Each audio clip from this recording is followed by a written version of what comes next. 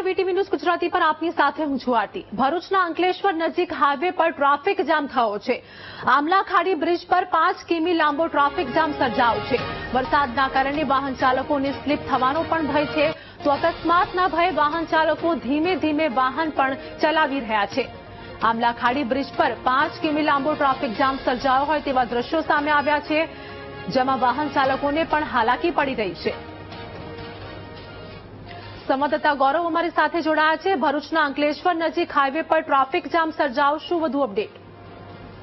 જી, ઘણા સમયથી આ ટ્રાફિક જામની સમસ્યા ફેરી રહી છે, પણ વરસાદી માહોલ બનવાને લીધે ટ્રાફિકની સમસ્યા વધુ વિકરાળ થઈ હતી અને આજરોજ 5 કિલોમીટરથી વધુ ટ્રાફિકની સમસ્યા નીવડી હતી અને લોકો ટ્રાફિકમાં ફસાયા હતા, જેને લીધે લોકોને હાલાકી વેઠવાનો વારો આવ્યો હતો। જી, આભાર ગૌરવ માહિતી આપવા બદલ।